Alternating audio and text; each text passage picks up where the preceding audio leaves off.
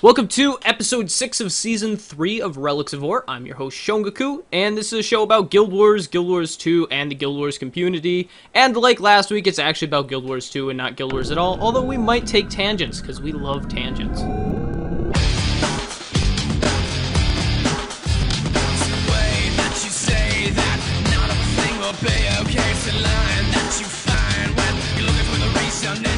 This week, I am joined by Evie, whose video I have not linked there, but he's a thief. Yeah, I'm a professional. I'm just in stealth. And This already. Kate and Christian as well. So how are you doing this week, Evie?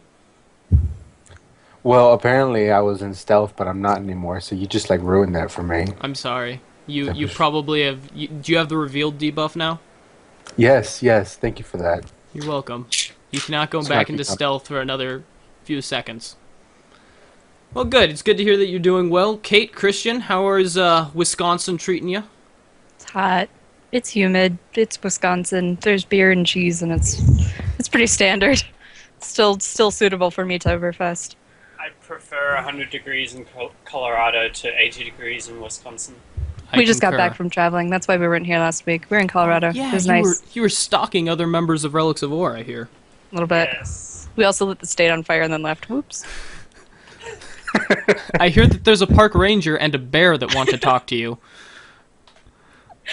Oh, we've got It a wasn't ton. me. I deny everything. Okay, we have a ton of stuff to cover this week, so let's get right into it. Obviously, there was a massive patch today, and by massive I mean it wasn't massive in size; it just was massive in what it changed for the Guild Wars meta on some level. So I'm gonna actually go straight to Christian and talking about the Mesmer. And we're skipping. We can barely hear you, by the way, Christian. Your It's like mic. She turned away to look at her show notes and chat. Are you gonna flip your Mic mic was down, or is your Very mic far muted? away. We're using only one mic, Oh, okay. Yeah. Things that I know now. which we did the last 2 episodes as well. Oh, it works pretty well. So, what did they change on the Mesmer? Quite a bit. I wrote up a quick analysis, which wasn't that quick in the end. And that's on the Face Roll Network, which is the new initiative that we've launched as part of Relics of Orr. So if you want to read through that, that's a more in-depth look than what I'm going to explain here. But basically, the Mesmer changes kind of are in line with their philosophy of giving some more build diversity. So the trait changes, some of the major ones, mean that it looks like potentially we could have some interruption builds coming up, which is cool because that's a return to the Guild Wars 1 style pain in your ass Mesmer that interrupts anything you try and achieve.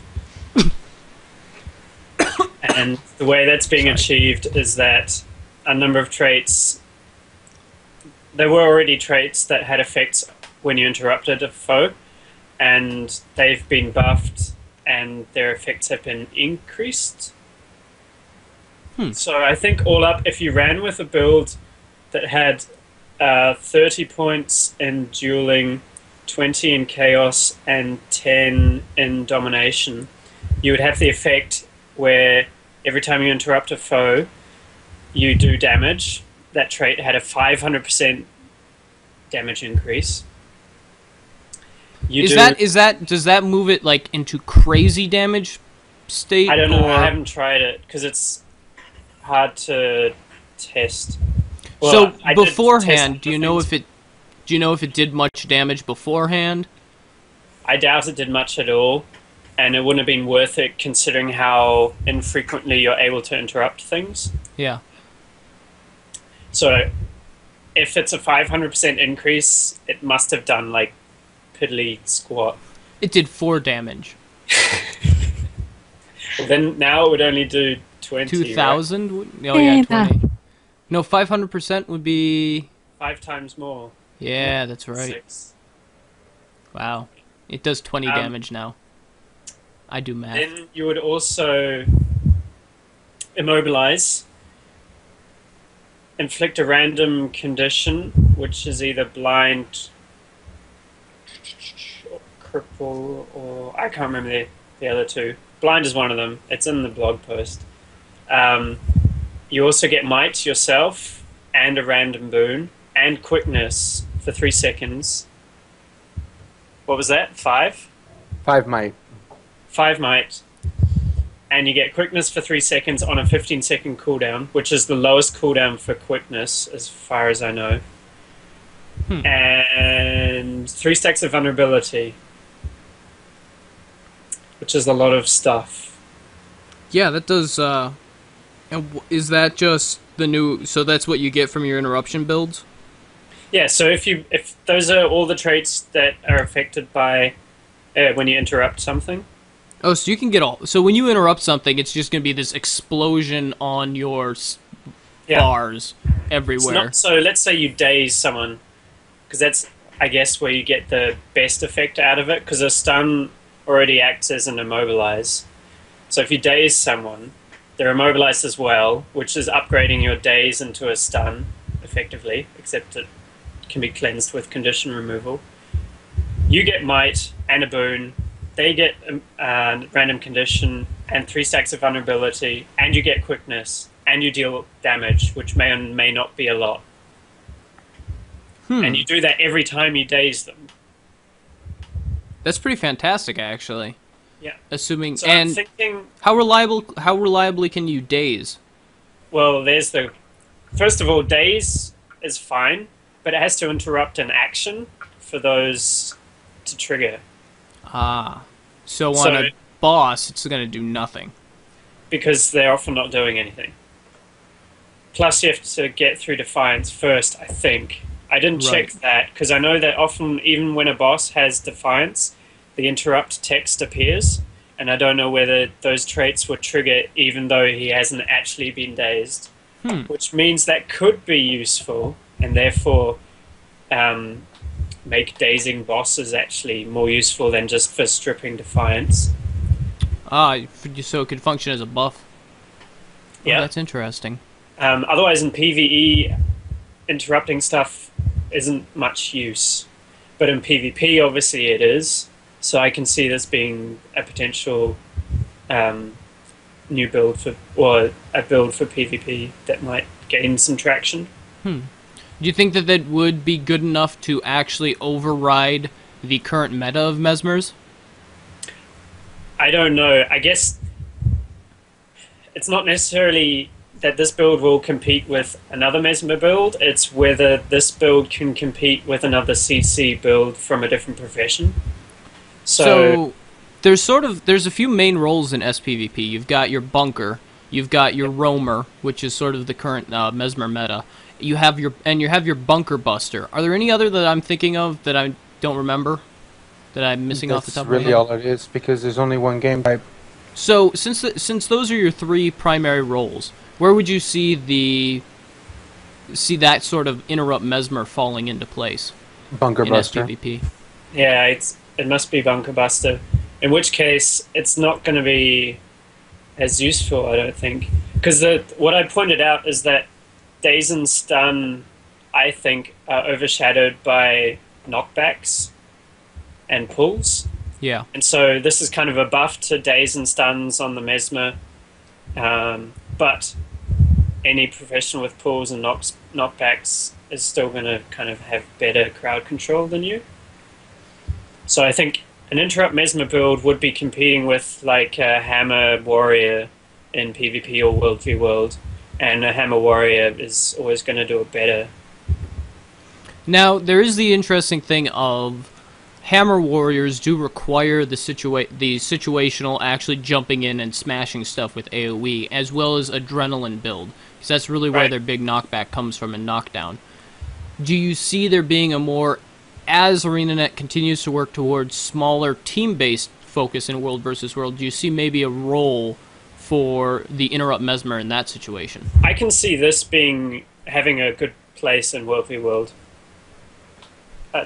Based on what Endo was talking about last week, not from my personal World v World experience, because I don't have Theory much crafting is all about. We take one of these tinfoil hats, we stick it on our head, and we say, we totally know what we're talking about, trust us. Because, yeah, I guess in a 20-on-20 fight, 15-on-15 fight, if you can bang the stuff on in fact, you could AoE this on 5 enemies. Really? Well, isn't it?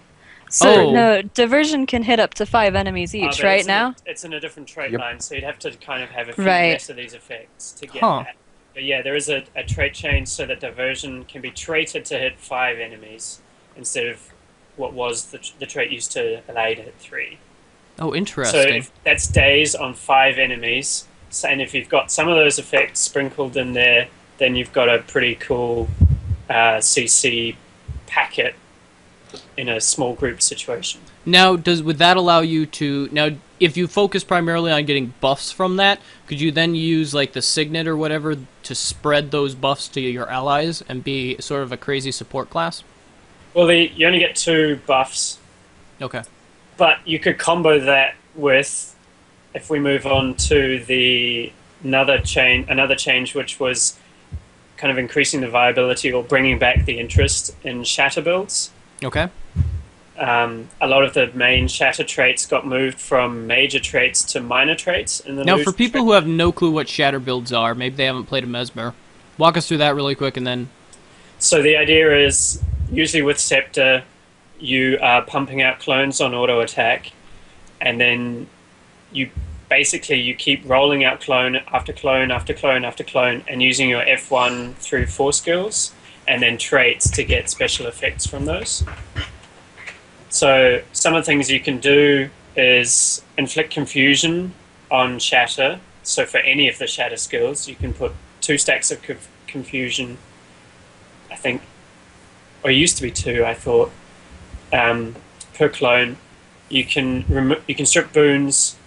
You can remove conditions from allies now. That was changed. So that's a nice support trait. You can heal yourself with that.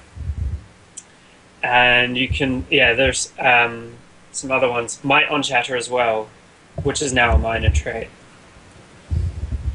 Interesting. So you could kind of combo those 2 together so that, say you use diversion, it hits 5 foes, inflicts confusion on all of them, dazes all of them, immobilizes all of them. You know, suddenly you've got this really potent ball of clones on a group of 5 people. Huh. That's pretty cool. Yeah, and so that then carrying on from that, that's the Scepter, which got a slight buff Yeah. this patch as well, with the introduction of the new condition. Torment is on your scepter? Yeah. What? I'm sorry. What was that? That was me leaving. Because you only have Torment on Death Shroud? Death Shroud 5, which has a really long well, actually, I don't think it has a cooldown. Well, I need to fiddle with it more. But anyways, continue. Yeah, so the Scepter 2 skill, it was you hold it for 2 seconds, and during that time you can block. If you block, you deal damage and you spawn a clone. Yes. Or you trigger it and you blind your opponent. Now, the damage has been reduced slightly, but it's added Torment to it. So if you block an attack, your opponent gets 5 stacks of Torment for 8 seconds. I think that's right. And you still spawn a clone. Cool. That's so actually overall, pretty that's quite nice. a big lift in damage. Yeah. And then the trait for Scepters, there used to be a trait which was 50 additional condition damage for Scepters. That's now up to 200. So that's looking really interesting for a combo Torment Confusion build. Yes. Because Confusion is increased quite well, or scales well with condition damage. But it's hard to trigger in PvE again. Same with the interrupts. Because foes attack so infrequently. So Torment sort of gives you another tool on Scepter to actually deal damage consistently in PvE. Exactly. Which is great, because I'd basically been ignoring my Scepter completely. Mainly because the auto-attack clone generation means that I can only have 2 phantasms up at once, because the third one is always overwritten by a clone that spawned from the auto attack. Yeah. So, how do you think this is going to change? You're seeing a significant change in PvE, or pretty much? I don't know. What do you guys think? My take on not just the Mesmer, but this patch as a whole is that it's not going to shift the meta because it's still going to... In order to shift the meta, we have to change the actual mechanics of the game because no matter what you do to the profession balance, you're not going to change the fact that 5 damage dealers is still the best way to go. And the best damage dealers are going to be the meta. I mean, I guess you could shift, if suddenly the thief became a tanky juggernaut of death, which fingers crossed. But it could replace the warrior. I guess that's about it. But you're not really going to see a shift if they want to keep professions differentiated like this until we get mechanics that require, we need someone to, stealth over here. Or it would be useful if we had... I can't even think of really a mechanic that would call for any other profession besides... If you don't need a healer, then what do you need, I guess? Yeah, they're kind of in a catch-22, I guess, in terms of they don't want one profession to do only one thing, because then if that thing is required in an encounter, then you're going to be stuck with LFG 4 out of 5 need monk to go. Yeah. Like in Guild Wars. Well, and however, Go ahead. if they let multiple professions do something, one of them is always going to do it the best, and so that one is always going to get picked. So you're screwed either way. Yeah. Dragon Season was mentioning the damage control support. Curious where we see control in game. Control, as far as PvE goes, Defiance pretty much just takes it off the map. There's builds that can do it, but in PvE, you don't want it. I mean, Go ahead. I was just going to say that in PvE, you generally don't want it because you're better off just focusing on damage. So here's a question. Absolutely. What if instead of Defiance, they went with the system that SWTOR has? You take a certain number of control, and then you're immune to it for X amount of time, and then you can be controlled again, like in PvP. It's a time thing. That might be a bit better, because then you've got a window of opportunity. You can save your crowd control, and then during that time, if the boss is doing a big channel thing that you want to avoid, is going to do his one-shot skill, you've got that opportunity to interrupt him. And there's an interesting thing in that crowd control in SWTOR is scaled based on the type of crowd control and the length of time. So you have some crowd control that fills your bar immediately, and you immediately go into that state where you cannot be crowd controlled. And then you have other crowd controls that only tick it up like 25%. So for example, imagine like a blind is going to maybe tick up their crowd, maybe take off X amount off their crowd control. Whereas a hard stun is going to take off like 50 to 75% of that bar until make it, that sort of thing. Yeah. You think that might be an option for countering Defiant as opposed to the current Defiant system? Anything would be better. Defiance's role in the large group encounters with a world boss, because you've got 50 people and everyone's got access to a stun, and if you just keep cycling through it well enough, the boss isn't going to do anything. So in that role, Defiance works well, even though you've got that one chance to do one thing between the 50th stack being wiped and it resetting. So again, you get to stun him once. Whoop TD. What I might like to see is more payoff for ripping off Defiance. So say there's a boss with a boss is immune to crowd control, and then it has a big channel, Defiance pops up, you have a small window to take off the 5 stacks of Defiance, and then it's stunned for a long period of time or something. So there is a payoff for, we coordinated, we did this, we got the boss down, and we get a reward for it in fighting the boss. Always bring Flesh Golem to dungeon! Required. Flesh Golem tanked the fire elemental for us once when we all wiped and killed it and won. That was a great day. Kind of amazing. Go Flesh It was Golem. wonderful. Actually, really, right now, the damage control support triangle is damage and support. Mm-hmm. 4 damage and 1 support. yeah. One It's not support even and support, damage really. hybrid. They don't. Well, The if Mesmer is damage- support, though. I would call it utility. I wouldn't even call it support because it doesn't. support through utility. I guess. Technically, support in Guild Wars 2 covers Is- both utility and support. And basically And that support debuffing. boils down to helping everything else do more damage. Yes. And control basically is keep it from dealing damage to you. And the Guild Wars 2 philosophy is a lot of times, I think, kill it before it deals damage to you. Well, Or run Also, away.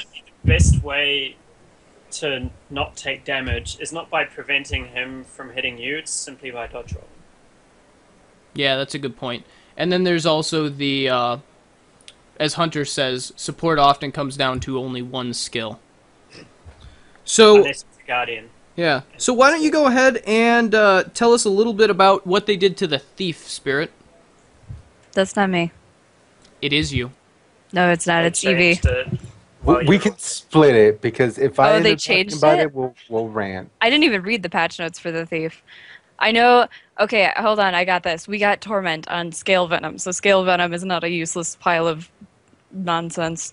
That's about it. Oh, they reduced initiative costs on the daggers, Death Blossom, is and now Dancing Daggers both. No, Yeah, they increased Death- it on Death Blossom, no? Oh, they did? Oh, I'm they pretty sure it got didn't. nerfed to 4. Because I was Death Blossoming and not running out of initiative. Oh, that's beautiful. Wait, was it 5 before? Yeah, it was. Oh, I thought it was. And now it's 4. Never mind. Dancing Daggers is down to 3. Is it the cripple? Yeah, that's the cripple on number 4.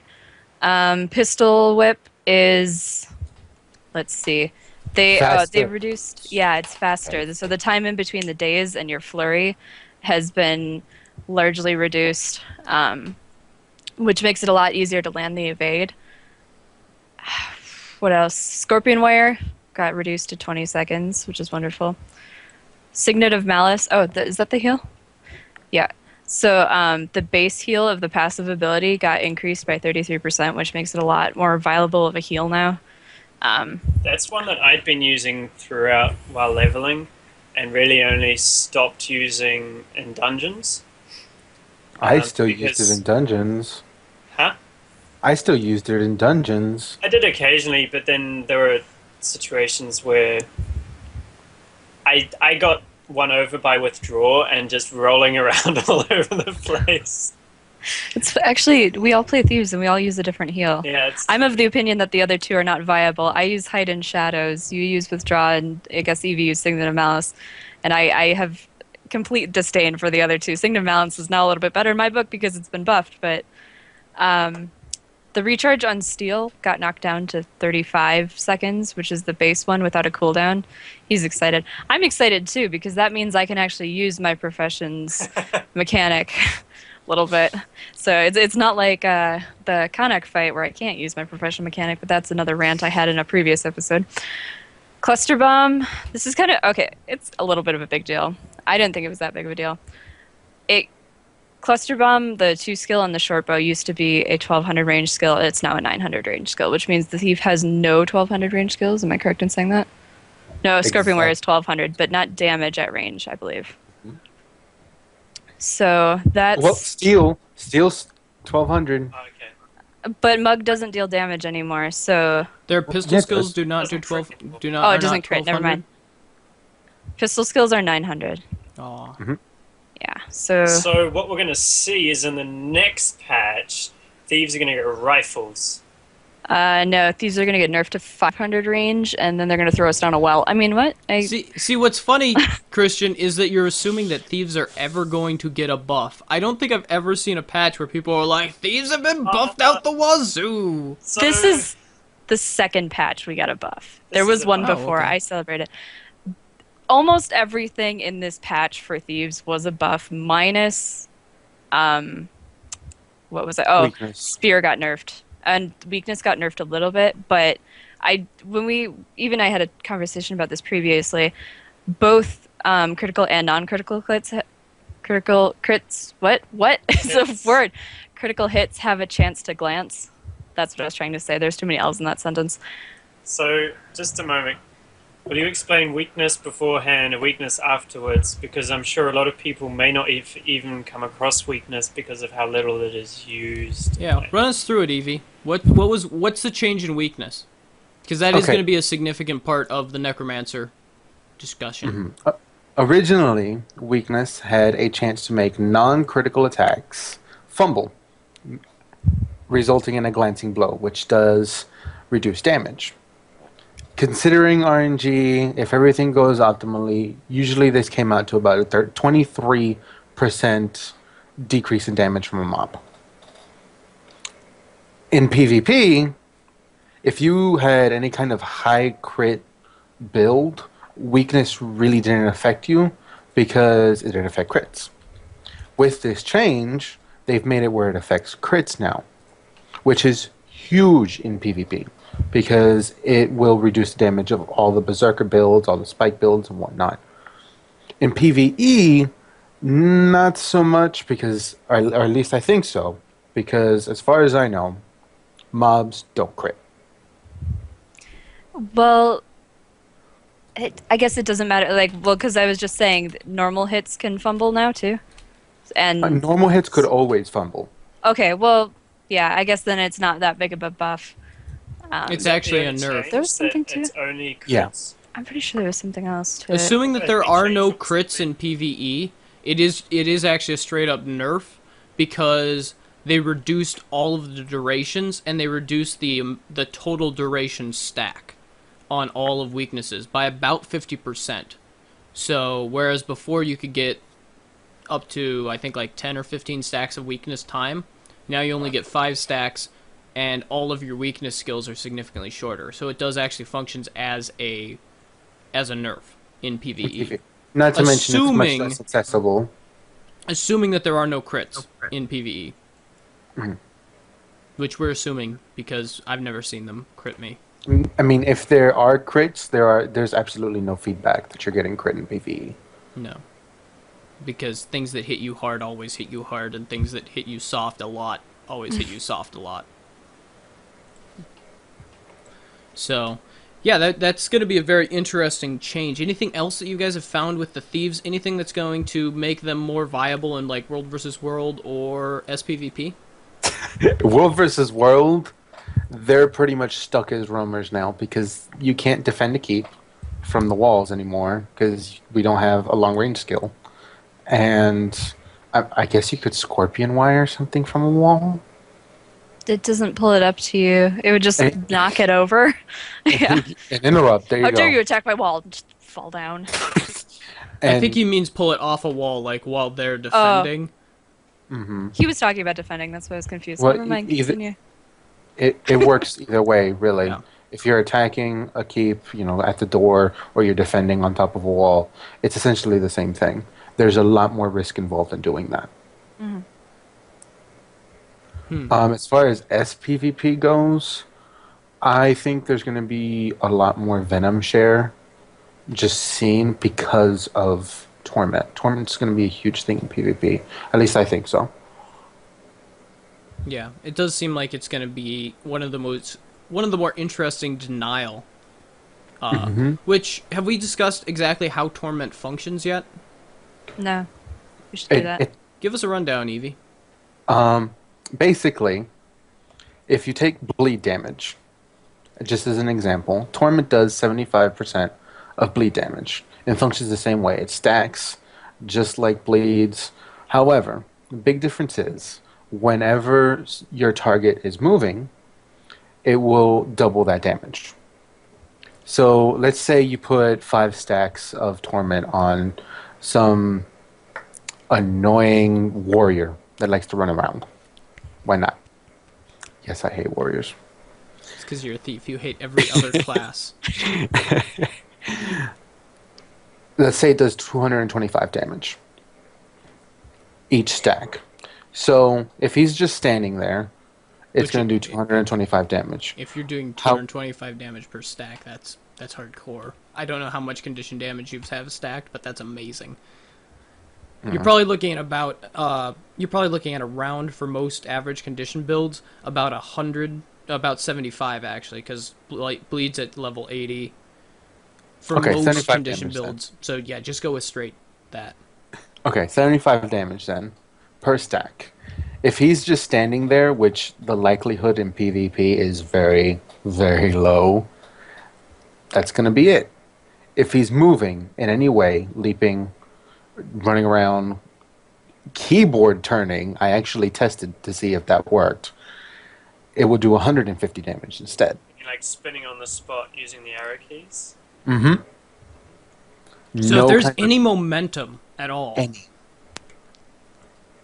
This is going to be Nice. interesting in terms of bringing back, and I don't know how much this is in the current PvP, but the idea of cover conditions, which was like cover hexes in Guild Wars 1. Or as a Mesmer, if you were going to put a big important hex on an enemy, you'd quickly cast something else on it afterwards, so that if they had a hex removal, they would move the sacrificial one, and then your big important one would still be there. So, for example, you set them up, you put a potent condition on, like cripple maybe, or chill, you see them strip it, and then you bang them with torment, and then they're screwed. It's like an immobilize in terms of either you stand here and you wait it out, or you get on the move and take a lot of damage, which is kind of cool.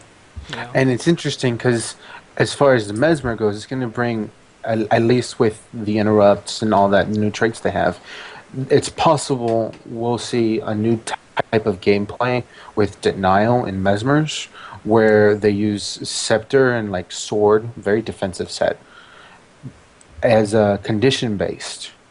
And they use their Shatters to kind of buff themselves, possibly even the people around them with the Inspiration Signet. And then they use Torment as a form of denial. They use Confusion as a form of denial in some way. And then they use Interrupts. Now, the thing with Interrupts in PvP, no matter what heal you cast, it's interruptible. And whenever you cast a heal, you get a blue aura, which is a big tell. And Mesmers are probably the most capable of interrupting a heal. The only heal that I know of that can't be interrupted is the Thief's Withdrawal. I'm going to say Shelter on the Guardian. Because you go invulnerable for 2 2 seconds. seconds of block. Yeah. Is that- yeah. Block, sorry. That's not block, vulnerable. which means that a staff necro can totally counter. What? Staff necro can totally counter that. How? It's unblockable. Their fear is What is- unblockable. There's Other there's features. stuff that's Right. unblockable. But that's a necro, not a. Yeah. Unless if you can make your scepter unblock. Wait, what's the? No. So, Did Mesmer have unblockable abilities? I don't know. I don't know if Mantra Yeah. of Distraction is unblockable or not. I I'd doubt assume it. no. So that's a really good point that Evie brings up, and I guess the only kind of down thing about the possibility of using Torment and Confusion in tandem is that Torment is entirely dependent on you being attacked. So if you're already doing denial stuff and someone's like, well, I'm not going to attack you, then you're not going to put Torment on them. That's you mean confusion? Because No, torment is if they're chasing you. No. But you need to apply it first, and the only way to apply it is if you get attacked. Ah, that's right, because it has to It's go. on It's block tied to that a block. that it gets applied. Oh, Well, interesting. it can be used as a buffer because, cooldowns. When Confusion is on cooldown, you know you're going to be attacked. You can use that block, which will Right. keep And then you defense start up and give running, you and then torment. they have to Exactly. decide where to chase you to cleanse it or whatever. Yeah. Alright. After a shout guardian, then they just yell at you and then continue chasing because they just cleansed it. Ah, shouting! These are inside voices. Well, with any luck, the illusion that you get from that block will crit the Guardian and put a bleed and cover it. It's only There you you go. have one bleed. One bleed! Yeah. All you need. It's all you need. All right, so moving on really quick. Tell us about the Elementalist, Evie. What have they done? What are haven't the they interesting done? things? Let's pick out some of the main things, and maybe we'll go into detail in like a Okay. Elementalist video at some point. The biggest thing I noticed just like browsing through the patch notes is aftercast reduced on everything. Really? Particularly, yeah, like basically everything. Most importantly, the staff. Ah, that's The fantastic. My yeah, thing. the staff was plagued by long animation times. And because of that, it was really hard to chain some combos, like say getting frost armor with oh man, what's it called? The Earth 2 skill. I know them by numbers, not by names. Yeah. Yeah, that's. I think most Guild Wars players do. So just call it Earth 2 skill staff. Staff Earth 2, and then chaining into Water 4, which is Frozen Ground. I actually know that one. And getting Frost Armor for people with a combo. It's much easier to actually accomplish that now because the aftercast on both of them is much less. So you're not locked in, still casting the spell by the time it triggers. hmm And there was actually a big buff to Meteor Shower, which of course is always nice. But why? I thought For it was celebrations. awesome to begin with. Just Well- because What it's else do you use awesome, meteor shower for? killing everything in a large area. No, that is also The a thing I thing use with it for. Meteor Shower is just on a base, they reduce the cast time from 4.2 seconds to 3.8, 3.8 or 3.7. Okay. And beforehand, Meteor Shower, the animation itself didn't actually portray it accurately, if that makes any sense. A lot of the meteors that fell weren't actually meteors. They were just there for show. Yes. Wasn't it just AoEing the entire area? Or was it just random areas? No, it's random areas within the area. But now, with the way it works, the actual meteors, if you see a meteor falling, that place is going to receive damage or whatever. Really? And they increase the AoE of it. Yeah. Nice. So, at first glance, it looks like you're doing less damage because there's less meteors, but in truth, you're probably doing a lot more. Fantastic. So each hit's going to be bigger and more reliable and all that. Very Exactly. cool. Is it still the 5 target limit, or how does that work since each meteor is actually a projectile?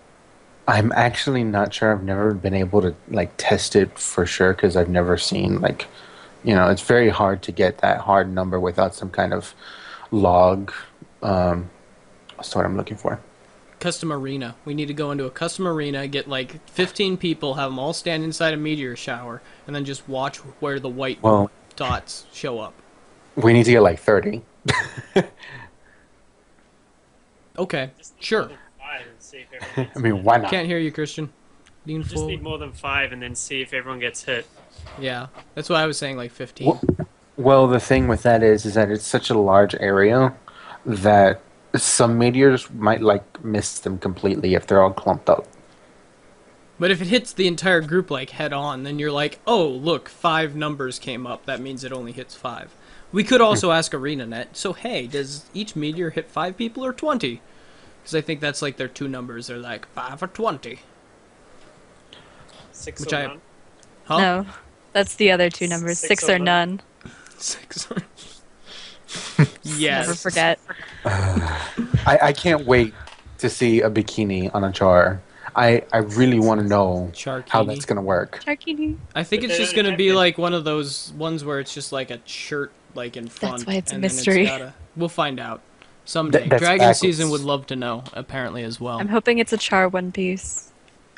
Char One Piece. It's Yes. not a bikini. No, I want an old timey char one piece too. I don't want like a Like a modern one. 1940s style. Yes, old timey, and I also want old timey Fen back when we get Paragons back. Wow, I- took that right there. I want- Paragon's coming back. I thought they were Guardians. Evie's on board with me. Evie loves Shout Paragons. Were you a fan of the cat-eared Paragons, Evie? No. My Paragon was male, for one. Yeah. Take from that what you will. Because they're But just the gameplay of using adrenaline at range and having that massive amount of support, I loved it. Screaming. That, yeah. being like, fall back, running at the enemies. You could theoretically, actually, if you gave Guardians a two-handed spear that they could throw and gave them sort of Paragon-y weapons, you could sort of turn them into a Paragon. You just wouldn't use adrenaline. We need. Well- I don't Guess know what? throw the staff, but they Yeah, go. well, no, you'd have them throw it. You'd put them at range. You'd have a range. You'd make it their, like, 900 range weapon. Well, the staff is 1200 range. Was it 1200 range in Guild Wars 1? The Javelin? What? I don't Did think they have use the those same range scale. units? No, I I don't thought that they were short-range weapons. The Javelins in Guild Wars 1. We're talking about... was We're like- talking about... They were roughly the same range as a short bow. Okay. The thing So with it'd be that, like range was 900. really weird in Guild Wars 1 because it was affected by elevation. And they had 3 different ranges. Isn't it still technically defined by elevation? Doesn't elevation give you bigger range in Guild Wars 2? It does, but not Not in, like, the skill crazy description. stuff that it did in Guild Wars 1, because it was insane in Guild Wars 1. Because in Guild Wars 1, it would actually increase the damage you did and everything. Oh, that's right. It just... Yeah. Being taller than people was a good thing. Yes, Kate. Did I Yes, derail you I'm with my saying. tinfoil hat? I'm sorry. Remember when we were talking about elementalists and how cool they are nowadays? Hey, we got our Guild Wars fixed like the intro promised. Hey, this is a show about Guild Wars and Guild nostalgia. Wars 2. The Guild Wars 2 community on the whole? And the Guild Wars 2 community. So, anyways, continuing on. So, Evie, anything else interesting about the Elementalist? Mostly, the biggest trait that I was just kind of like, huh? Is there's a new Grandmaster trait in air that recharges air attunement when you crit on a 5-second cooldown. I'm sitting here wondering what purpose that serves. Permanent swiftness. Yeah. So you just like swap to air, swap to something Repeatedly. else, crit, and then just swap back to air. What if, when I it guess. I don't recharges, know. if you're already in air, it just reapplies swiftness? Are there other traits that trigger But from you can't- achievement activation? I'm pretty sure there are traits that trigger on when you. Attune? Yeah. Well, the Needs thing to is, change. when you're in an attunement, you can't swap to that attunement. No, that's Yeah, true, so even if you would it's have to swap recharged. back and forth. Yeah, so you hit another one and bang straight back into air. And because then it's there's a. on off cooldown. Do you get Fury Yeah. for swapping into air?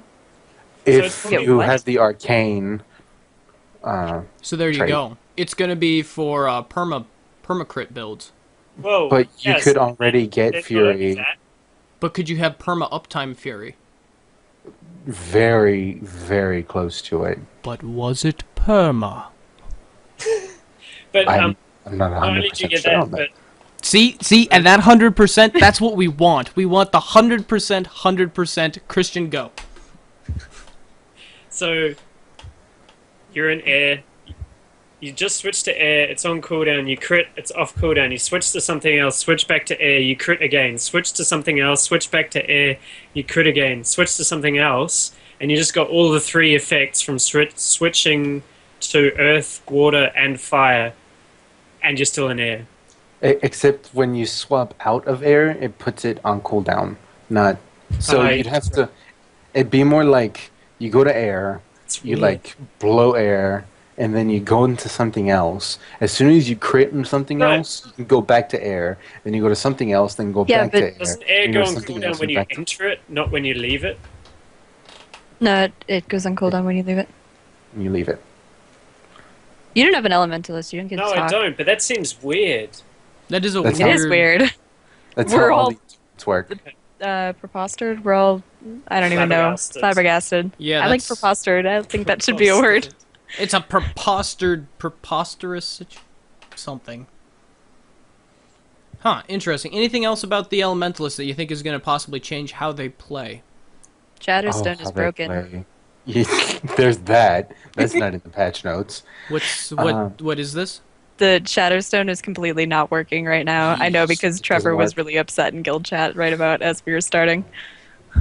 Oh, that's sad. So what happened to it? Just won't even fire off?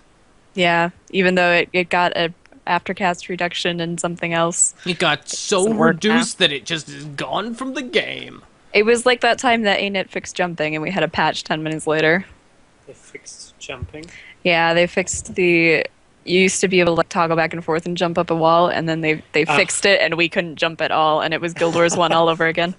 I missed that. You could jump, you just had to be on a perfectly level surface. And you had to type /jump. Actually, most of the time it was with the switch cheer.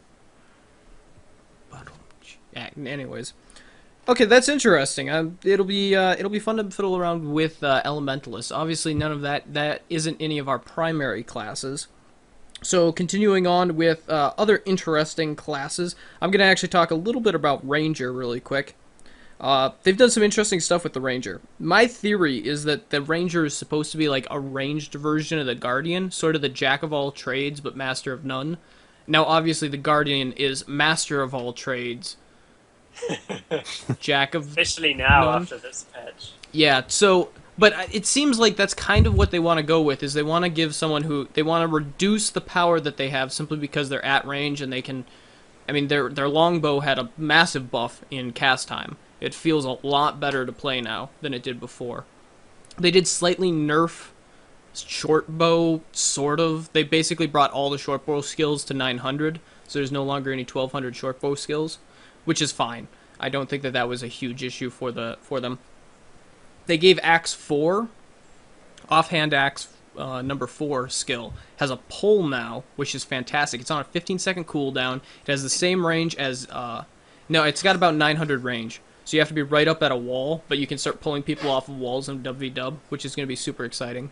They buffed the spirits significantly, so now the AoE group buffs that they can do have a significant enhancement to what they can do. Their survivability is on they have a survivability and area effect buff that is on a tier 10 trait, or a adept trait, so a 10-point trait. Really easily accessible, which is fantastic.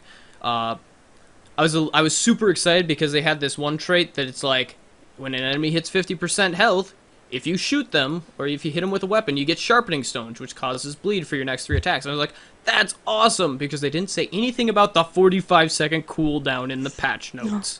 And I was like, oh my goodness, this is going to be like the craziest perma-bleed build ever. This will be amazing. And then I look at it and it's like, oh. I guess I'll stick with the amazing one that they have. They buffed, so my build that had me at 80% crit permanently required some food buffs. It doesn't anymore, because they took my 70 precision buff, my area effect, aura affects like 5 people around me. I have an aura. 70% precision initially. Now it's 150 precision, which is huge, because it takes me from 73% crit to 81% crit. And then my bird that's next to me just yells into the air, and now I'm at 100% crit, and I'm just critting constantly. Also, I get Fury every time I swap weapons, so now I'm just critting constantly as I swap weapons, so I'm constantly switching between my axe and shortbow. And now I can actually incorporate longbow into that if I want some nice, really long range stuff. So they've added some very interesting stuff that I think will make Rangers a very reliable damage dealer in dungeons. And as we can see with the current fight that they've added in the new dungeon, which require a great deal of movement, or else you'll just get insta-critted, which is bad for 100 Blades Warriors.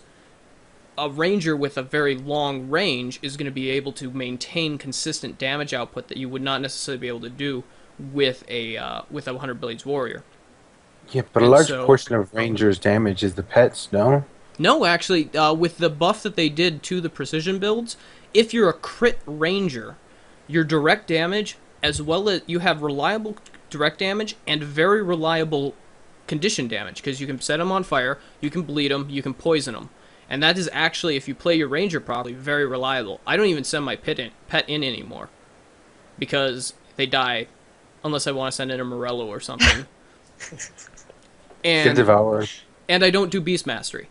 And it actually works quite reasonably. Now, it's not the highest. Now, I'm not doing 100 Blades Warrior, Berserker, super crit damage. But it's consistent enough, and it's reliable enough, that I can actually see the effect on, like, boss skill bars when I fire off my big hits. which is, and I think that that's going to become a significant part of the Ranger, is that their role as these dungeons get more difficult is they're going to be your guy that is running around rezzing people, doing consistent damage, and they're going to have a lot of utility within the group. Because they also have a 10-point res buff, where they can res faster. Res buff? Oh, res faster? Yes, they can res faster. But can you actually sit there and tank through the damage while you res them?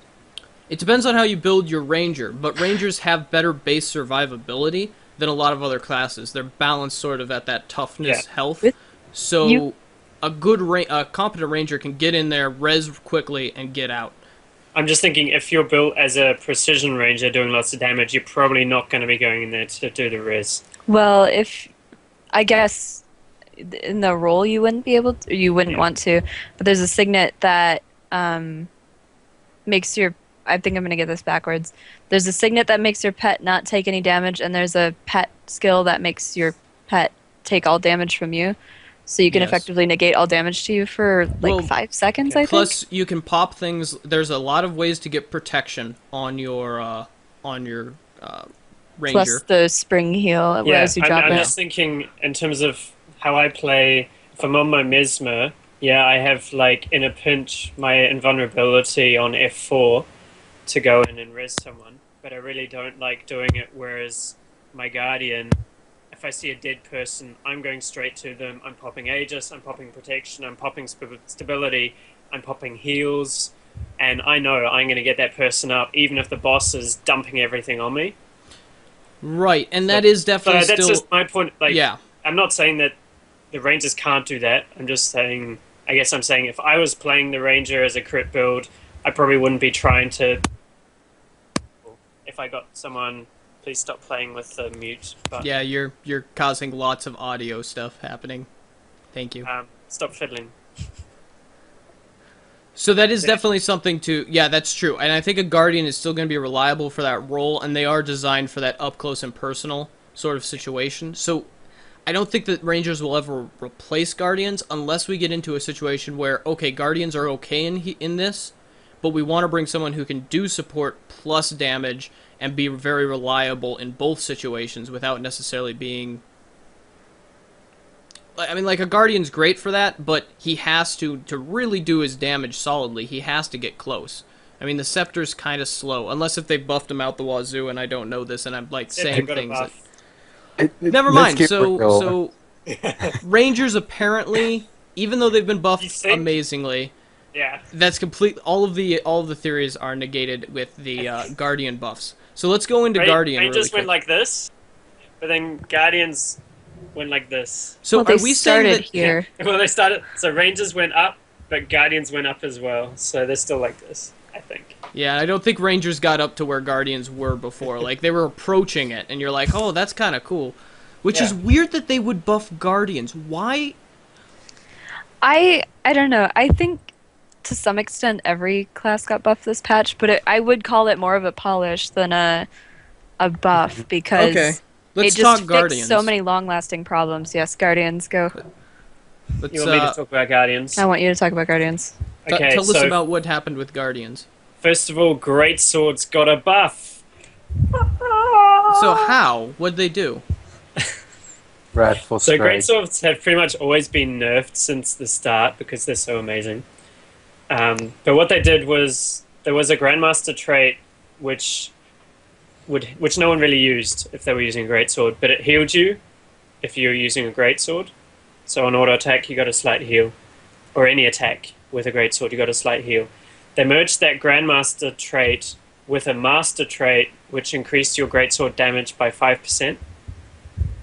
So if you had that trait, you now also get a little bit of healing with the Greatsword as well, and it frees up your Grandmaster trait slot. And they added in that trait line a new Grandmaster trait slot, which, if I look at my notes, might be here.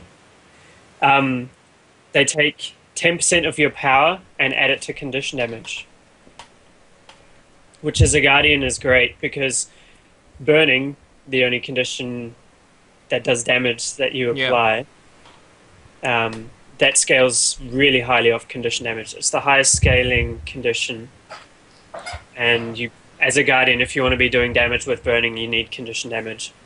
Yeah. And so, yeah, great swords now can be used in burning builds, I guess. Interesting. What would you use beforehand? Sword For and burning. torch. Sword and torch would be one, And and this- then what would be your alternate? Probably scepter focus. No scepter. Hmm? Scepter doesn't deal burning. Yeah. I just used to run sword, torch, and great sword for damage setups. Oh, so now it just makes that build better. Yeah, it makes the offhand Okay. better. So do you think that that's going to affect everything? Like, is that just Guardians are still throw your keyboard down the stairs and you win? Guardians will still throw your keyboard down the stairs and win. Okay. I'll just win a bit more. What other things have they done to the actual Guardian that's going to be... Well, scepters pretty much are going to be doing more damage. That's for sure. Why is that? The projectile speed of their orb thingy. Yeah, Yeah. it's in. That doesn't increase the damage unless they decrease the aftercast and cast time. It just means it gets to the opponent. It hits people Sooner? more so it'll hit more regularly? Yeah. Guess so. Well, even then, there's the trait for scepters that used Yeah. to increase by 5%. Now it's at 10%. So there's that. So there's a 5. If you have that trait, you've got an extra 5% damage on Scepter. The 3 skill on Scepter, I realized today, applies vulnerability. That was before the patch. I just never noticed that. Surprise. I'd only used it as an immobilize. But that now also deals a small amount of damage. So all 3 Scepter skills now deal damage. Plus you have the buff to that trait. So the ranged tools, damage-wise, were increased. Other traits that got changed were the torch trait for cooldown reduction. It used to be only 15% cooldown reduction, which is different from all other professions where traits are always 20% cooldown reduction. So So as we're going through this, let's actually we're already an hour into the show, so I'm gonna actually move professional description. How do you think that's going to affect how people play Guardians, or do you think it's just gonna stay pretty much the same? Any I meta think changes? so. Overall, with the changes that have happened, what might happen is you'll see some more damage guardians, I guess.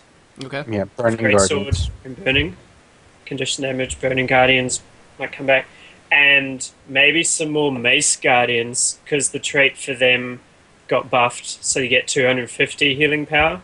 So a healing mace, seeing as the Holy mace is a smokes. healing setup with skill sets. Wow. That might come back. And Hammer Guardians will still be around because their chill on crit trait got buffed so that it's 100% chance on crit and it's a chill of 5 seconds.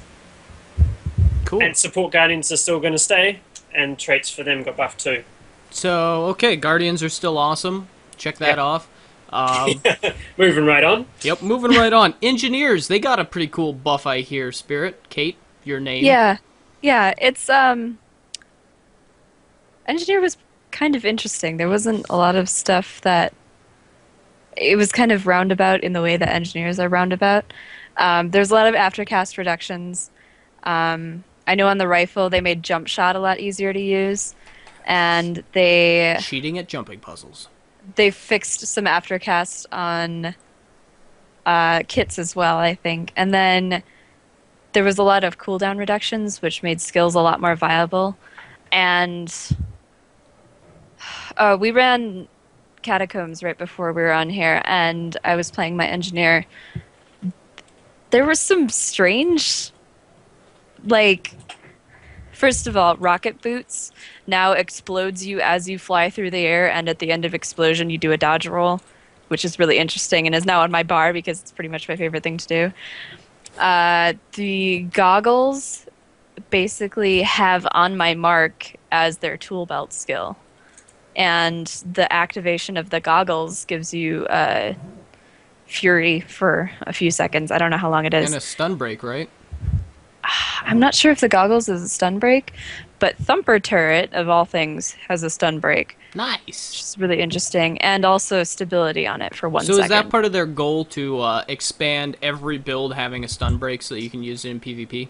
Yeah, they Yeah. distributed it, stun breaks out, so I believe there's at least one in each of the 4. You know how each profession has 4, like, Yeah. warriors have shouts, physicals, stances, and banners. Yeah. Each profession has 4 things that fits into that, and each one of those 4 lines should have a stun breaker in it, so no matter what you trade into, there should be a stun breaker for you. Cool. So what's the coolest thing? Is the rocket boots and that sort of thing coolest thing for the engineer? How is that, do you think, going to affect the Bunker Buster bomb build for Ingies in SPVP? Do you think that, did you see anything when you were looking over the notes where where you were like, oh, this is going to be able to change how engineers play in SPVP? Because they are very reliable, almost required bunker busters in high-end PvP or SPVP right now. Yeah, I don't know. I don't play enough PvP to be like, oh yeah, this will change it. Hunter, chime in chat, please, and tell us. Hunter knows these things. He's got an engineer. He's been playing it for a while. He's pretty good at it. Cool. Well, I'm looking forward to seeing how that changes. And we have what classes do we have left now? Is it just do we Warrior have and Necromancer? Necro. Oh, we have So let's go with Warrior first, and then I will talk for 5 minutes on the Necromancer and try and Okay. condense my joy. I'll give you the cliff notes on the warrior. All right. Longbow range has been increased to 1,000, which I believe is the only 1,000 weapon, which is slightly more than, like, I don't know, pistol and shortbow, and less than rifle on other stuff. So that's a unique thing to the warrior. Aftercast times across the board are down, which makes it a lot smoother to play, especially on hammer warriors. I think aftercast got reduced on every hammer skill, which makes last week Indo was talking about hammer warriors in Movie World. They'll be a lot more reliable because they'll be hitting more often now. So that's a good thing. Most of the updates kind of fell in line. I noticed with how they're always saying, warrior is our most polished profession. This is closest to what we actually want it to be, because it was just small tweaks on things. There wasn't a whole lot of, we're going to completely change this skill. Although if you do play a warrior, check your traits because they've been reset. You'll notice that all your trait points are gone when you go to play. They're that different now? I guess. I didn't notice that much difference. I couldn't remember what I had traded. I had been using Strife's build on my warrior for the Uber DPS Zerker mindless destroying things cough runs. And I traded back into axes, and I do a crap ton of crit damage. And I was critting. We did COE right before this as well. I was critting for 3k on my auto attack in COE. So warriors are, still brokenly strong, and I'm sad because I main a thief. But you also have now one of every class at 80. So I do. If I'm going to create your background now, it's just going to be like instead of it just Like a being rainbow. like thief, like that, Mhm. it's just going to be every class. Just get the old, when before all the professions had actually come out, they had that page of the silhouettes of all of them. Yeah. Just get Don't that get that slapped one. on there. Get the one where people drew over it, and there was like a Christmas tree and And a the duck. Sandwich Mancer. Yes, The I want birth that one. of the Sandwich Mancer. Do we? Yeah, Excellent. it's on the Relics of Orr forums. I'll make Nice. that happen. All right, I'll see what I can do about that. That's fantastic. Very cool. So warriors. I'm leveling a warrior right now, so I'm looking forward to that. Necromancers. Oh my goodness. We have burning now. Done. We win. That's what you asked for. I asked for it specifically, and ArenaNet gave it to me, and I am quite pleased. So Did you it's give them actually cookies. what? Yeah. Did you bake them cookies? I think I might. I don't remember what I did. You baked them cookies in your I sleep. must have. I must have baked them to cookies in the Seattle. sleep and drove Gave them to them. Seattle. Gave them to them. It was actually cocaine, but no. Anyways, so the Necromancer's changes are pretty huge, and there's some very interesting things. Now, the interesting thing is Necros now have Burning, which is fantastic, but it is actually tied to the Power Tree, which is the Condition Duration Tree, which is kind of weird, because you get 4 seconds of Burning with your Grand Master trait there, so you have to put 30 in that, and if you really want to take full advantage, it's basically a 30-30 and then somewhere else. A lot of people are doing Toughness. There's a few people that are doing Death Shroud. I'm kind of up in the air with it right now. But what that does is, every time you crit, 100% chance on crit on a 10-second cooldown, you do 4 seconds of burning. It's not affected by your condition duration, it's just 4 seconds of burning. But when burning scales kind of well, as we talked about with condition damage, when you're able to hit 180 damage per bleed tick, burning does a lot per tick. How much? Did you test it? I have not tested it yet. Like, I haven't actually killed anything. Everything dies so fast because I go into Death Shroud 5 and use the new Torment skill, and then it chases me, and it dies. And I'm like, oh, this is fun, too. So, Necros, Condition Mancer Necros, are going to be off the chain for a while. They're fantastic. I'm super excited about this. What they've done... Do you use Rampagers? Huh?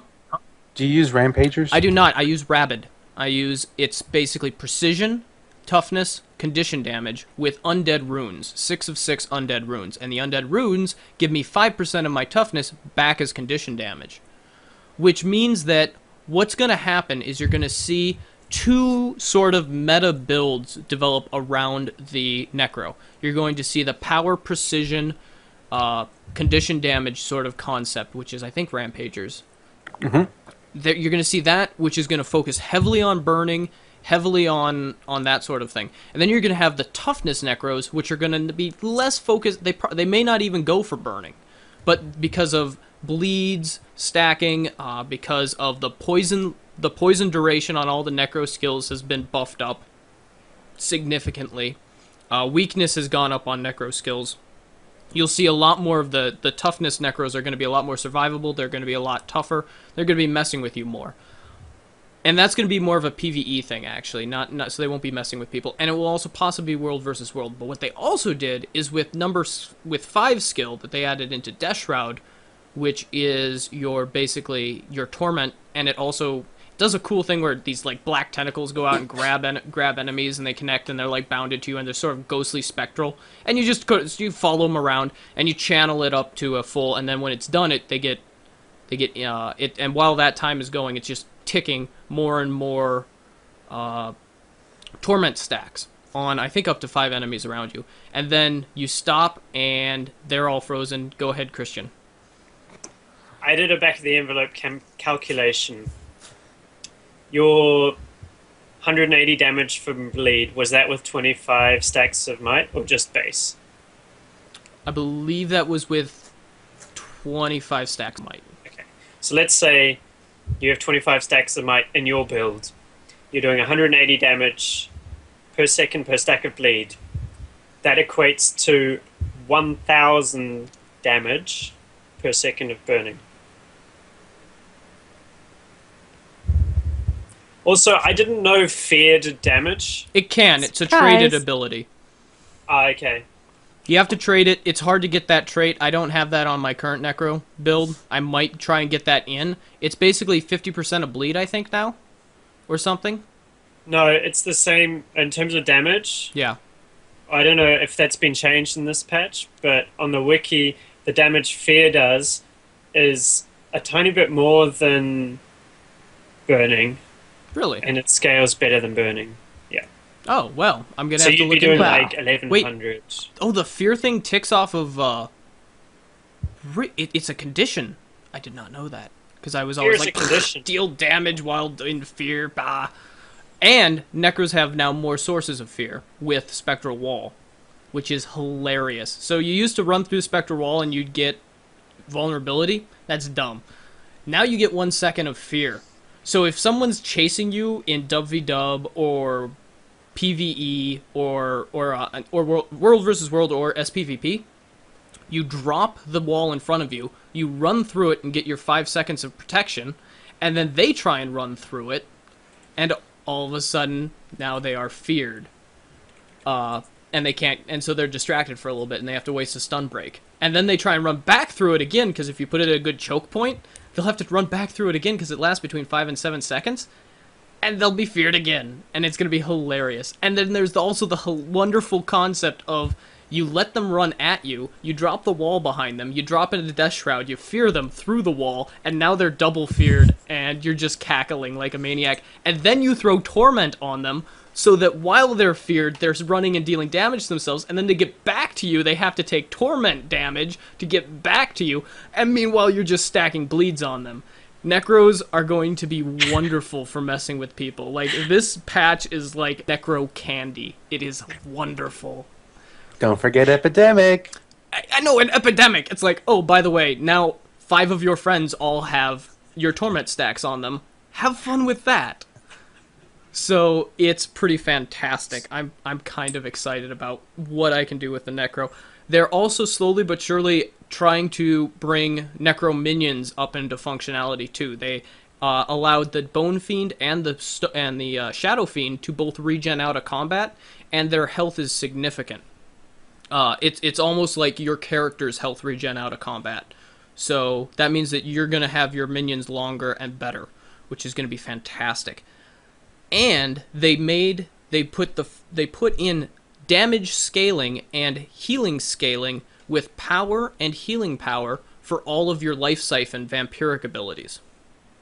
Now, oh great! It's not a huge buff; it's a tiny buff. It's also in what fact. you asked for.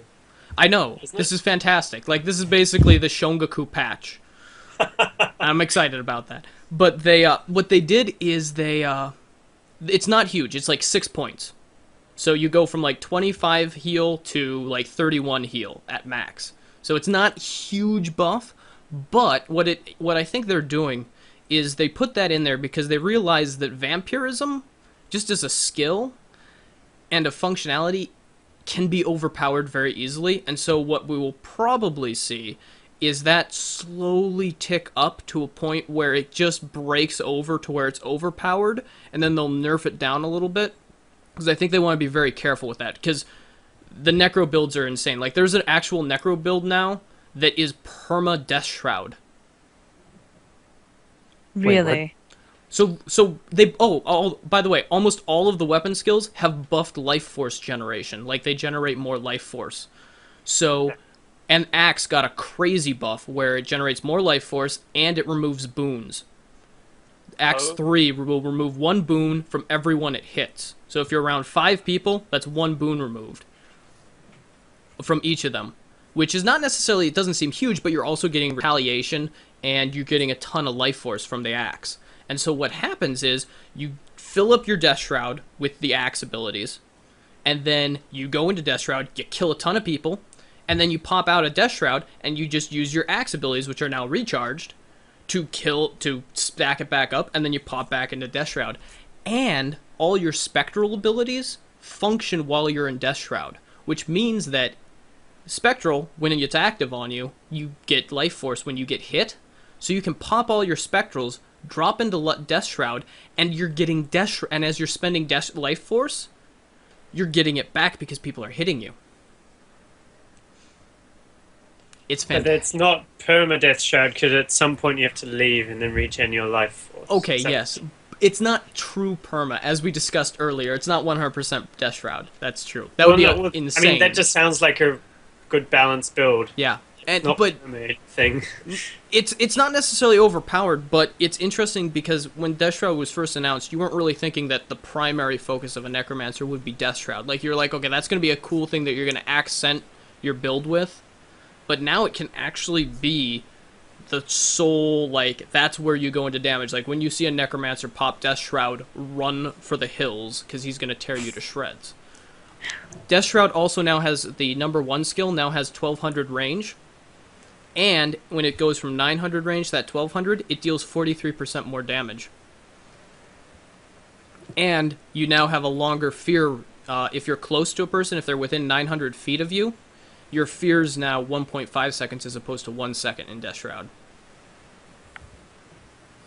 So, yeah, Necros are pretty interesting. And the Bone Fiend their immobilize is now instant. So you can be doing something else and cast and have your Bone Fiend cast their immobilize, and it will instantly immobilize the enemy. Which beforehand you had to actually have it was like a half-second cast time. That's good. So, Necro builds. There's more of them. There's going to be more power builds. There's going to be 2 Condition Mancer builds. There's going to be 1 or 2 Death Shroud builds that are going to be very interesting. Necro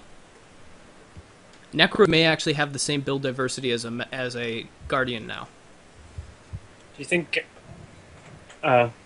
I guess Guardians do have build diversity now. I was going to say, do you think Guardians had build diversity before? Guardians beforehand I would say more than any other profession. Yeah, Although, Guardians I was saying actually... the Warrior had the most, and then Guardian... I think No, Indo actually, was Warrior had the least. Warrior was like 2 or right. 3.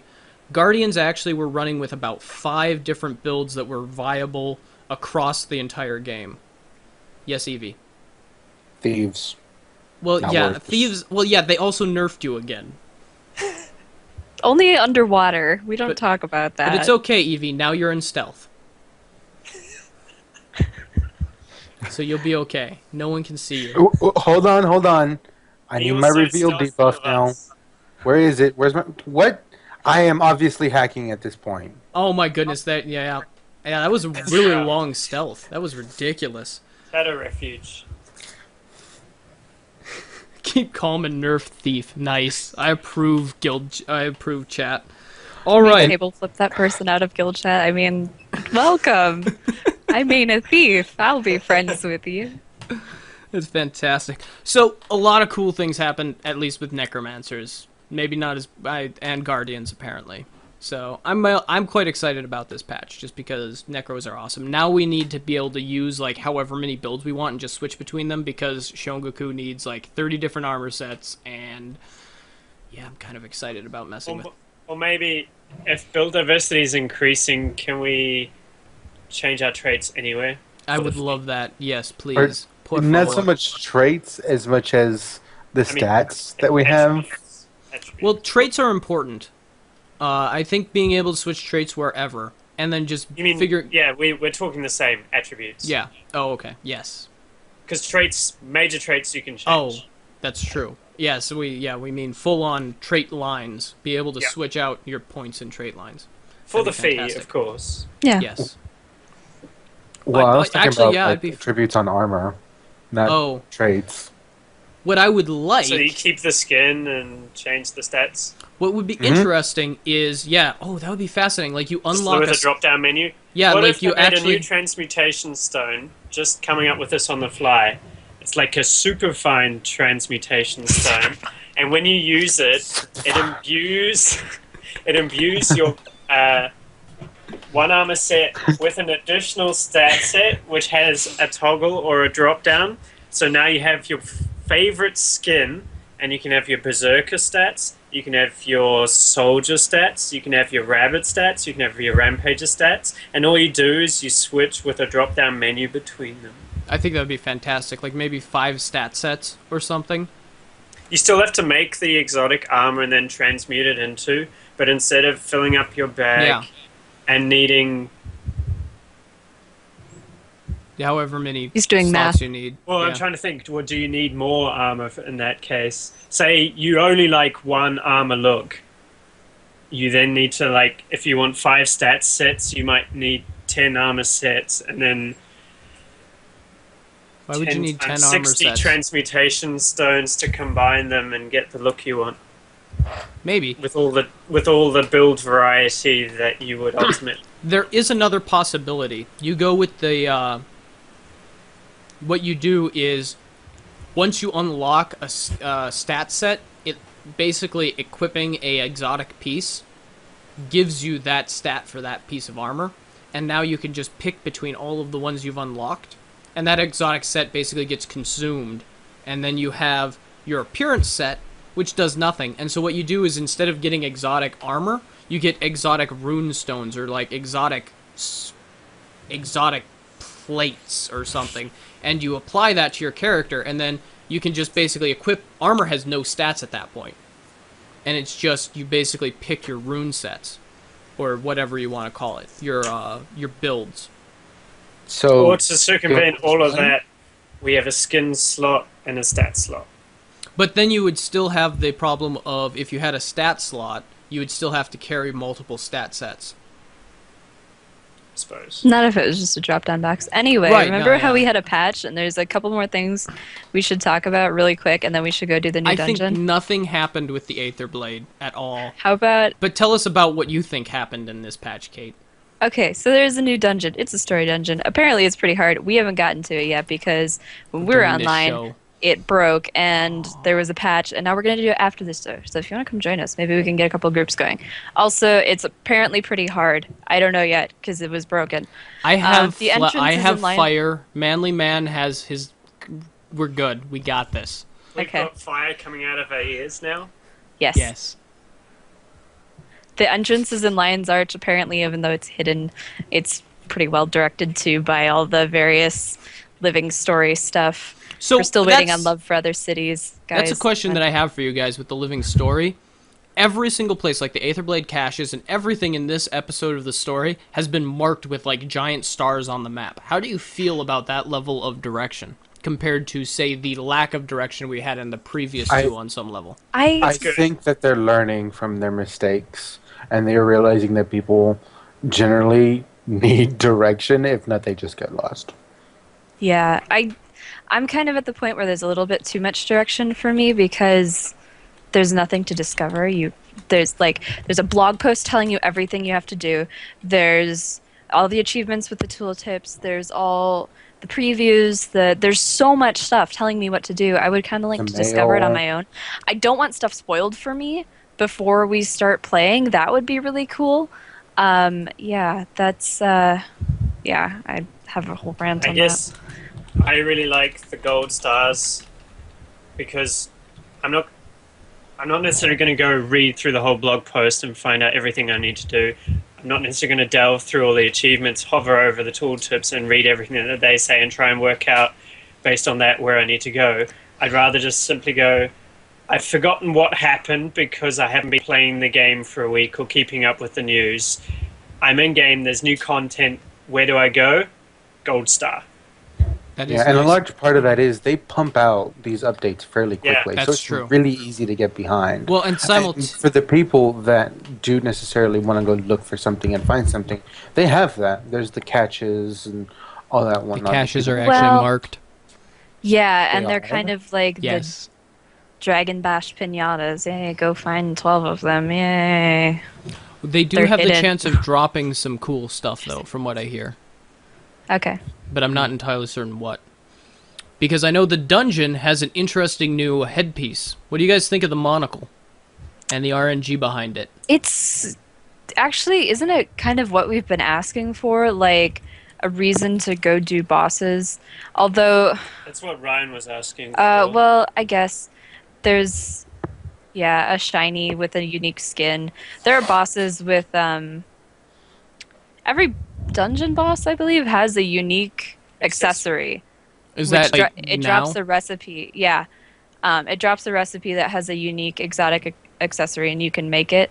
And they're all on the trading post, but they're pretty expensive. Those are really, really rare. So Yeah, what they are are. they? Are they all monocles or?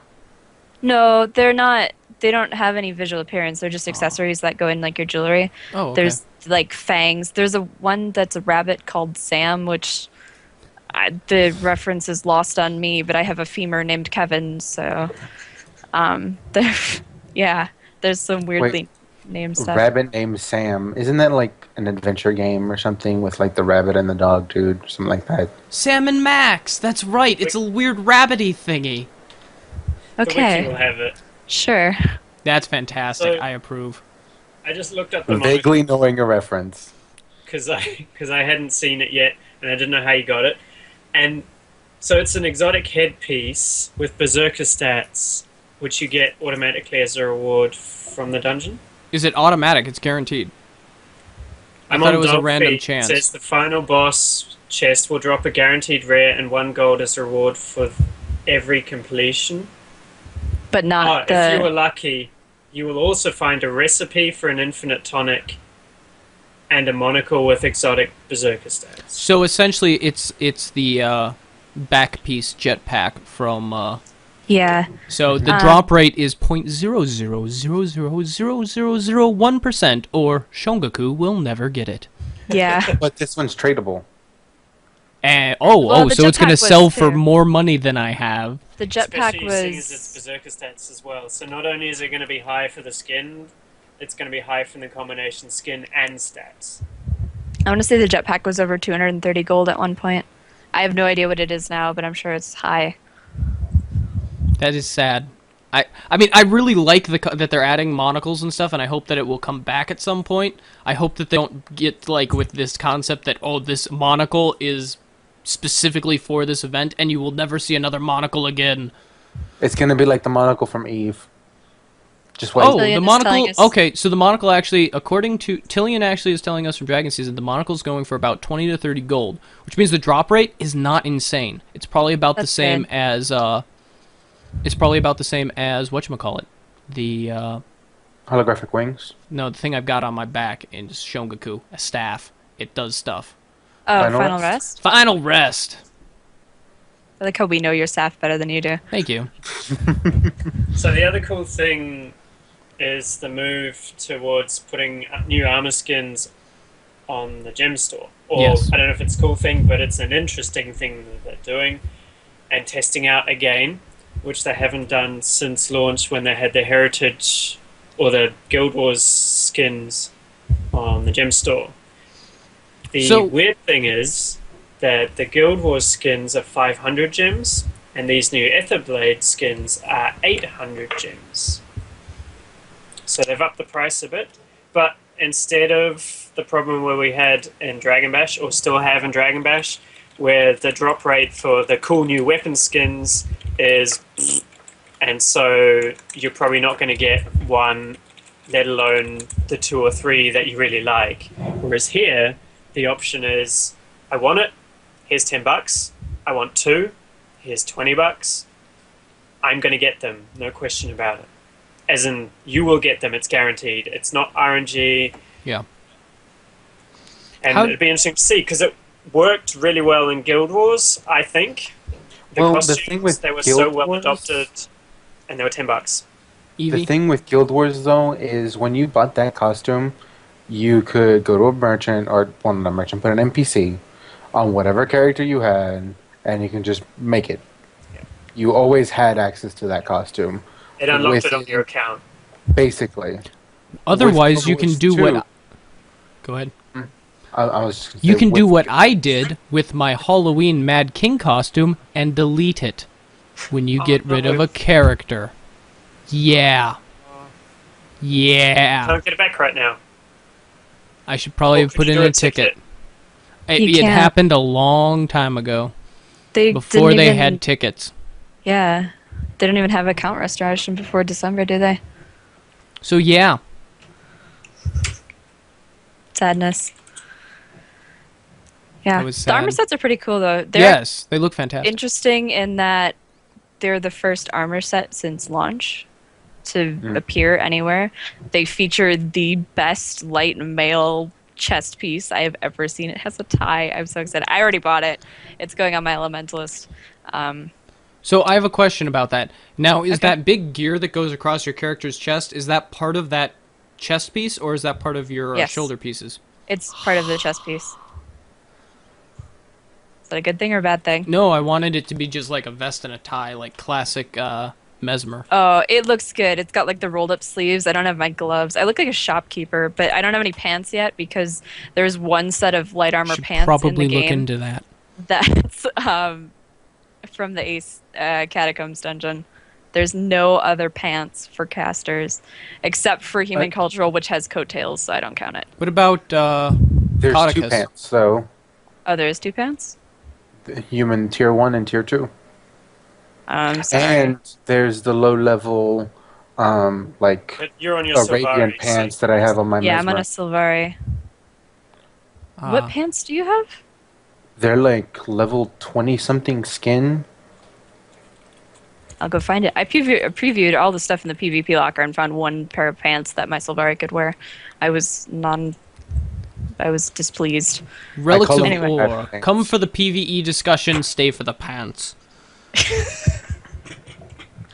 Both of my casters wear pants. It's kind of an obsession for me. That's how it should be. If you want to wear pants, you should be able to wear pants.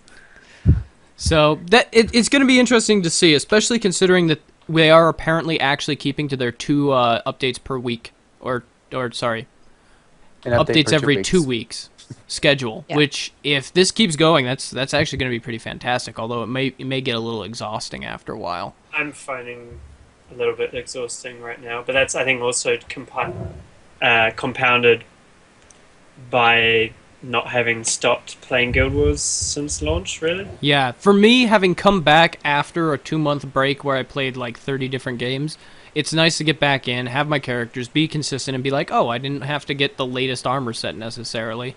It's not that hard to get the latest Right. Ascended gear.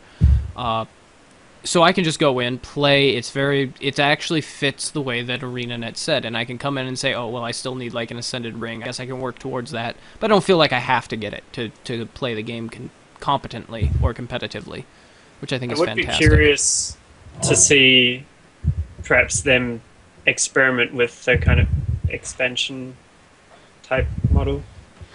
Please just keep it at level 80. Don't go Oh, higher. I'm not talking about level cap change. I'm just talking about new continent, new zones, new story, new dungeons, new profession, new races, all that in one big bundle. A 2 to 3 month chunk, or like for the really fast players, a month of content. For the pretty active players, that's 3 months of content. For people who hop in and out, that's like a whole year's worth of content. Yeah, that's true. And there It's is... just the 2 week stuff. Also, because we've had Dragon Season now, it's just becoming like an achievement hunt where you go click on things. There's an interesting That's it. thing that Colin Johansson actually said to address that specifically. I believe it was Colin Johansson. On the forums, he said that one of the things that they're now working on with Living Story is they are working on new zones, and they are working on their dungeon revamps to be tied into the Living Story. Okay. Just so you think That's about that. Dungeon revamps, Living Story, Aura. No. What do you mean, Ara? No. They'll probably Purification of throw Orr, all guys. us. Purification of Orr. The undead are going away, grass is coming to Orr, and we're going to be killing gorillas and various Well- animals that have moved in. So, That'll be next time on Relics of Orr. We need to finish, you guys. It's an hour and a half already. All right, so... bad. And actually, I'm sorry. As well. Ahem. Anyways, there was my tinfoil hat. It came out. Achievement reward for this week is a mini pet. What do you guys think about that? Evie, go. Yeah, that's how I felt too. Cool. All right, moving on. Glad There's a you jumping caught that. puzzle coming on in July 2nd, which should be fun. It sounds like it's going to be actually it's going to be not quite Clock Tower-esque, but it should still be quite difficult. Other than that, the book The Sea of Sorrows by Rhys Osby is out. You should check that out if you like the Guild Wars 2 books. Apparently, it tells the story of the founding of Lion's Arch, and it's all about sort of the history of the race's first real serious interactions where all 4 races, because the Sylvari aren't around in this book, sort of start coming together. The Azura, the Human, the Char, and the Norn all start interacting on a significant level in this book. And it's sort of the first situation of them getting to know each other. The Humans still think that the Char are just crazed murderers, which they are. And then the Norn think that the humans are like these pansies. And then the Azura come in and they're like, you're all dumb. So it should be interesting. So there we go. Yes, Evie. Can I just point out that it's weird that she wrote a book without Sylvari when she's pretty much the person behind them? So War Tower had an interview with her, and they're like, so how hard was it to write a book without Sylvari? And she's like, it was so hard. I wanted to put them in somehow, and I couldn't figure out a lore reason to put them in, so I didn't. But I really wanted to. Like, apparently, they call out the pale tree at some point, just so that, like, there's a hint of the Sylvari. Like, someone's like, there's a big tree over there, and someone is like, that sure is a big tree, and then they move on with the rest of the story. I don't think it's that poorly written, but that was kind of how Jeff Grubb put it in the interview, which you guys should check that out on wartower.de. It is a interview, basically. It's Tower Talk, and it's all about Sea of Sorrows. There will be spoilers, so if you don't want spoilers, buy the book, read it, and there you go. So that is the big things with Guild Wars 2, and I'm going to be signing out so that we can go play some G-Dub.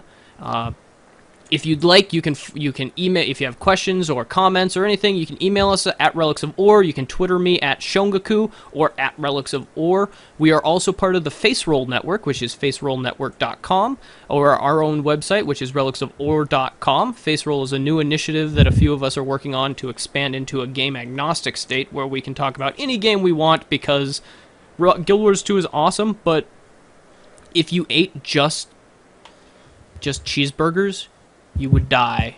We saw that in a thing called Super Size Me. So Wheel of Morality, turn, tell us the lesson that we should learn. If you eat just cheeseburgers, you will die. all right, guys, thanks for watching the show. We will see you guys next week, same time, 6 o'clock PST. Have a good one.